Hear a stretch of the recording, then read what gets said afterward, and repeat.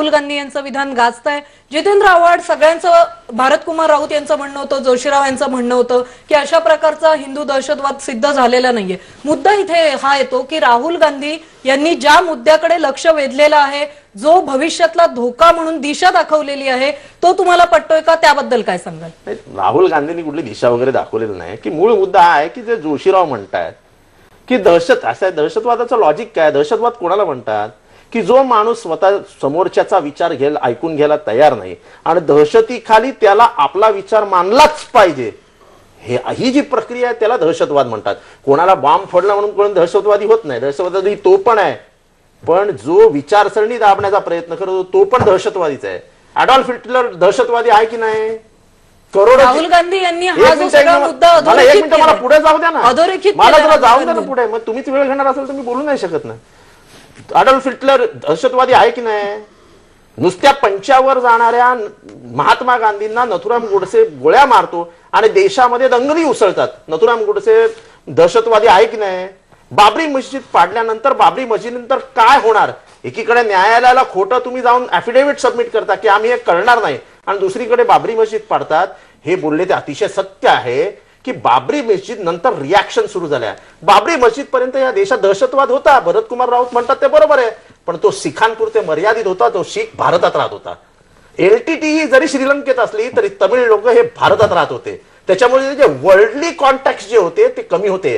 पण जेव्हापासून बाबरी मस्जिद पाडली त्याच्यानंतर बहुसंख्याक मुसलमानांच्या मनामध्ये जो संशय निर्माण होऊन त्याच्यातला जो अतिरेकी गट होता त्यांनी फायदा घ्यायला सुरुवात केला, आणि तो फायद्याचं रूपांतर नंतरच्या घडामोडींमध्ये घडतंय. असं आहे की जे 40 वर्षात पाकिस्तानला जमलं नाही ते 5 मिनिटात बीजेपीने करून दाखवलं. आणि अभिनव भारत काय बोलणार कायद्याबद्दल? अहो, ज्या अभिनव भारताच्या लोकांनी या देशाची घटना बदलायला सांगितली, म्हणजे आम्ही बदलणार, आम्ही नवीन घटना आणणार, आम्ही मोसादची हातमिळवणी करणार. मोहन भागवत RSSचे प्रमुख, त्या काळचे सरकार्यवा, हे आता कामाचे राहिलेले नाहीत, हे कट्टर हिंदुत्ववादी नाही आहेत, ह्यांची हत्या करा अशी म्हणणाऱ्या संघटनेबरोबर खरं तर चर्चा करणं चुकीचं आहे. की ज्यांचे अध्यक्ष हिमानी सावरकर यांनी जाहीरपणाने सांगितलं, आणि त्याचा आजही प्रूफ आणि एव्हिडन्स उपलब्ध आहे की या देशामध्ये आम्ही बॉम्ब फोडणार. अरे म्हणजे हा देश ठेवायचा की ना तुम्हाला एकत्र? की या देशामध्ये फक्त एक धर्मीय राज्य नाही आहे, सनातन्यांचं राज्य येऊ शकत नाही. या देशामधला मुसलमान, या देशामधला हिंदू, या देशामधला सिख, या देशामधला ईसाई, हे सगळे एकत्र राहिले तर हा देश एक राहील. यांचं स्वप्न काय आहे? तर बाकीच्यांनी जायचं, आम्ही सनातनांनी हा धर्म आणि हे राज्य हातात घ्यायचं आणि हे राज्य पुढे घेऊन अशा प्रकारची सगळी फूट पडणे. जोशीराव, थोडक्यात काय सांगाल? ज्या धोक्याकडे इशारा दाखवलेला आहे त्याबद्दल काय सांगाल? तुमच्यावर सुद्धा आरोप झालेले आहेत की तुम्हीच या दहशतवादी सगळ्या कृत्यामध्ये, तुमची संघटना जी आहे ती मोठ्या प्रमाणात सहभागी आहे. मी पूर्वी सांगितल्याप्रमाणे की अजून न्यायालयात हा मुद्दा असल्यामुळे कोणीही अतिरेकी संघटना किंवा अतिरेकी म्हणू नये. आव्हाड साहेबांचे काही फॅक्ट्स त्यांनी क्लिअर करायला हवेत. त्यांनी बरीच विधानं आता मोठमोठ्यांदा केली. ही बॉम्ब फोडणं, दंगली करणं ही जर का दहशतवादाची कृत्य असतील तर काँग्रेस पैशाचा जो अपव्यवहार करतो, जो मोठमोठे करोडो रुपयाचा अपव्यवहार करतो, त्याला पैशाचा दहशतवाद म्हणून काँग्रेसवाल्यांना पैशाचे दहशतवादी म्हणून डिक्लेअर करावं का? तुम्ही एक वेगळा मुद्दा उपस्थित केलेला आहे. भारतकुमार राऊत, तुम्ही ऐकताय सगळी काय चर्चा चालली आहे? मुळात जो प्रश्न आहे, राहुल गांधींनी जे विधान केलेलं आहे, लष्कर ए तोयबाशी जी तुलना केलेली आहे, याबद्दल तुम्ही काय सांगाल? शेवटचा आपला वेळ संपत आलेला आहे चर्चेमधला. ज्या धोक्याकडे त्यांनी इशारा केलेला आहे त्याबद्दल काय वाटतं तुम्हाला? अगदी बरोबर आहे. मागे याच आपल्याच कार्यक्रमामध्ये मी जितेंद्र आव्हाड यांचं वर्णन मी हरिभक्त पारायण असं केलं होतं. कारण मुद्दा काही असो ते त्यांना करायचं, तेच कीर्तन करतात, तसं त्यांनी आता कीर्तन केलं. मुद्दा असा आहे की राहुल गांधी यांनी अमेरिकन राष्ट्रदूताकडे जे काही वक्तव्य केलं हे सरासर चुकीचं आणि मुख्य म्हणजे हे देशहिताला घातक असं विधान आहे. आणि त्यामुळे किमान पक्षी लोकांनी या सर्व मंडळींना घरी बसवण्यापूर्वी त्यांनी किमान पक्षी या देशातल्या जनतेची, या राष्ट्राभिमानी जनतेची, जितेंद्र आव्हाडही तसे राष्ट्राभिमानी आहेत, या जनतेची त्यांनी माफी मागितली पाहिजे, बिनशर्त माफी मागितली पाहिजे, आणि नाहीतर काँग्रेसवाल्यांनी त्यांच्या याचा खुलासा केला पाहिजे की हे जे बोलले हे खोटं आहे, एवढं तरी त्यांनी स्टेटमेंट केलं पाहिजे. सामन्यातल्या अग्रलेखाबद्दल माफी मागणार काय राऊत सर? स्थितीत नाही. राऊत सर, सामन्यातल्या अग्रलेखाबद्दल कधी माफी मागाल? 26/11 जो तुमचा अग्रलेख आला, तुम्ही असं कसं, म्हणजे ते बोलले तर ते माफी मागा आणि तुम्ही वाटेल ते लिहा, वाटेल ते बोला, तुमच्याबद्दल कोणी काही बोलायचं नाही. 26/11चा अग्रलेख म्हणजे या देशाला काळीमा फासणारा अग्रलेख होता. करकरे साहेबांच्या घरावर मोर्चे ना, त्यांच्या अंगावर थुंका, त्यांच्या घरच्यांची नागडी धिंड काढा, असा लिहिणारा अग्रलेख तुम्हाला चालतो? दहशतवादाचं समर्थन चालतं, त्याच्याबद्दल काय नाही बोलणार? एक पत्रकार म्हणून सांगा, अग्रलेख योग्य होता की अयोग्य? हा अग्रलेख योग्य होता का अयोग्य हे माझं आव्हान आहे तुम्हाला. बरोबर आहे जितेंद्र आव्हाड, या विषयावर आपण स्वतंत्र चर्चा करू.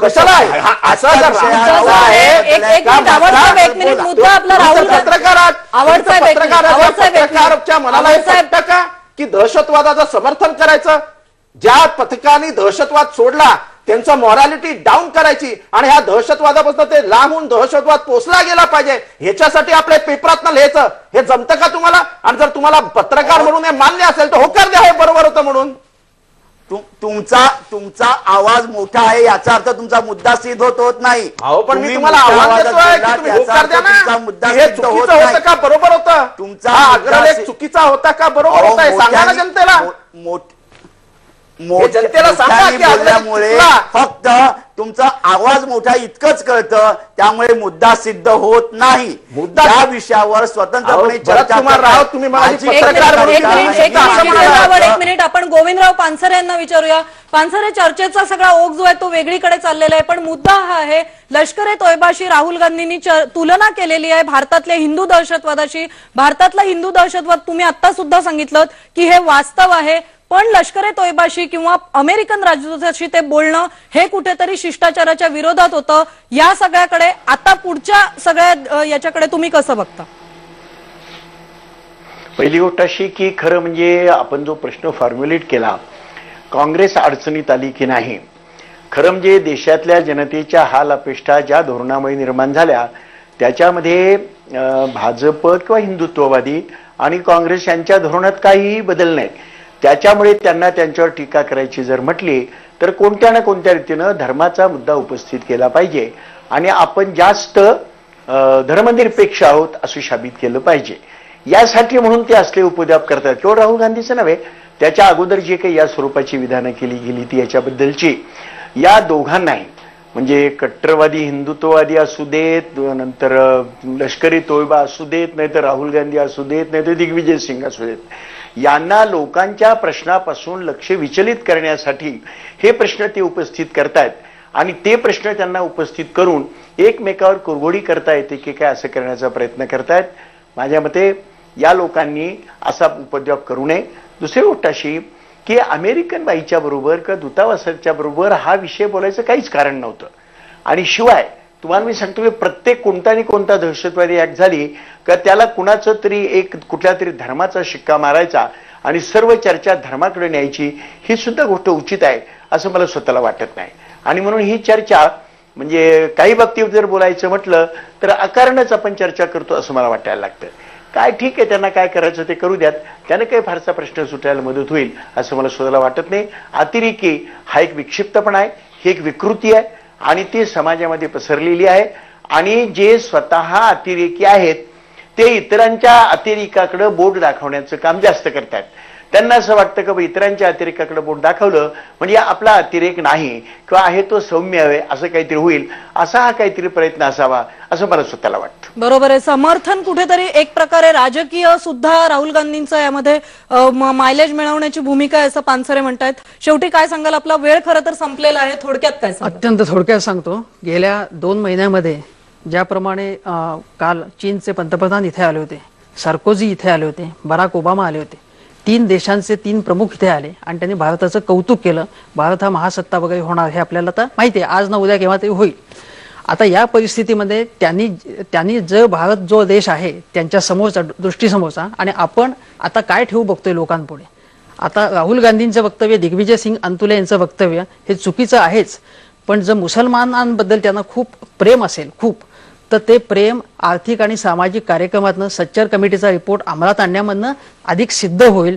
मला असं वाटतं की हिंदू अतिरेकी जेवढे वाईट आहेत, अतिशय वाईट आहेत, त्यांना दोष देण्याचा अधिकार तुम्हाला जेव्हाच पोचतो जेव्हा तुम्ही अशा प्रकारची अतिरेकी विधानं करून हिंदू आणि मुस्लिम कट्टरपंथीयांचे हात मजबूत करत नाही. मला असं वाटतं की हिंदू जे आक्रमक हिंदुत्ववादी जे नेते आहेत, अडवाणींसारखे नेते असतील किंवा अन्य नेते असतील, त्यांच्या इतकेच हे राहुल गांधींसारखे नेते अविवेकी पद्धतीने बोलून, उचलली जीभ लावली टाळ्याला, या पद्धतीने बोलून या देशाचं फार मोठं नुकसान करत आहे. अशा प्रकारे त्या सगळ्याचा राजकीय फायदा उठवू नये असं सांगितलेलं आहे. आजच्या चर्चेमध्ये आपण इथेच थांबूया. सगळ्या पाहुण्यांना सुद्धा धन्यवाद देऊया आणि पुन्हा एकदा बघूया. आपला प्रश्न होता, राहुल गांधी यांच्या विधानामुळे काँग्रेस पक्ष अडचणीत आलाय का, असं बघूया आपण काय म्हणतायत आपले नागरिक.